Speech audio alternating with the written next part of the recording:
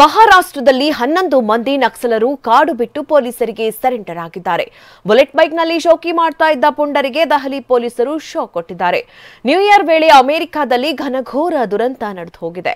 ಇದೆಲ್ಲವನ್ನ ನೋಡೋಣ ದೇಶ ವಿದೇಶ ನ್ಯೂಸ್ ಟಾಪ್ 9 ನಲ್ಲಿ. ಮಹಾರಾಷ್ಟ್ರದಲ್ಲಿ ಪೊಲೀಸರಿಗೆ ತಲೆನೋವಾಗಿದ್ದ 11 ನಕ್ಸಲರು ಕಾಡು ಬಿಟ್ಟು ನಾಡಿಗೆ ಬಂದಿದ್ದಾರೆ. ಮಹಾರಾಷ್ಟ್ರದ ಗಡಚಿರೋಲಿ ಪೊಲೀಸ್ ಕ್ವಾರ್ಟರ್ಸ್ನಲ್ಲಿ ಮುಖ್ಯಮಂತ್ರಿ ದೇವೇಂದ್ರ ಫಡ್ನವೀಸ್ ಸಮ್ಮುಖದಲ್ಲಿ ಶರಣಾಗಿದ್ದಾರೆ.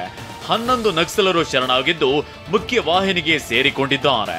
ಶರಣಾದ ಈ ನಕ್ಸಲರ ಮೇಲೆ ಪೊಲೀಸರ ಮೇಲೆ ದಾಳಿ ಸೇರಿದಂತೆ ಹಲವಾರು ಪ್ರಕರಣಗಳು ದಾಖಲಾಗಿದ್ದವು.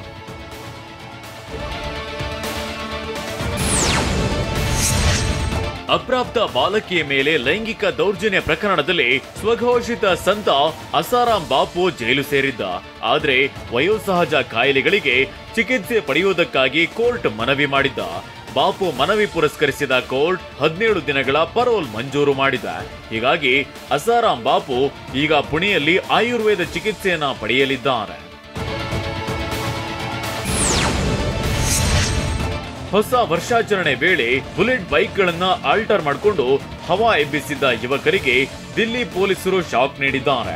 ನಡುರಾತ್ರಿ ರೋಡ್ಗಳಲ್ಲಿ ಸ್ಟಂಟ್ ಮಾಡುತ್ತಾ ಸಿಕ್ಕಾಪಟ್ಟೆ ಸದ್ದು ಮಾಡುತ್ತಿದ್ದ ಯುವಕರ ಬೈಕ್ಗಳನ್ನ ಪೊಲೀಸರು ಸೀಸ್ ಮಾಡಿದ್ದಾರೆ. ಬುಲೆಟ್ಗಳನ್ನ ಆಲ್ಟರ್ ಮಾಡೋದು ಕಾನೂನಿನ ಪ್ರಕಾರ ಅಪರಾಧ. ಹೀಗಾಗಿ ಇಂಥ ಬೈಕ್ಗಳನ್ನ ಹೊಂದಿದ್ದವರಿಗೆ ದಂಡ ಹಾಕಲಾಯಿತು. ಹಿಮಾಚಲ ಪ್ರದೇಶದಲ್ಲಿ ಭಾರಿ ಹಿಮಪಾತವಾಗ್ತಿದೆ. ಪ್ರತಿ ವರ್ಷ ಚಳಿಗಾಲದಲ್ಲಿ ಕುಲು ಮತ್ತು ಮನಾಲಿ ಪ್ರದೇಶಗಳಲ್ಲಿ ಹಿಮಪಾತವಾಗುತ್ತೆ. ಇದನ್ನ ನೋಡಲು ಎಲ್ಲೆಡೆಯಿಂದ ಲಕ್ಷಾಂತರ ಪ್ರವಾಸಿಗರು ಹಿಮಾಚಲ ಪ್ರದೇಶಕ್ಕೆ ಆಗಮಿಸುತ್ತಾರೆ.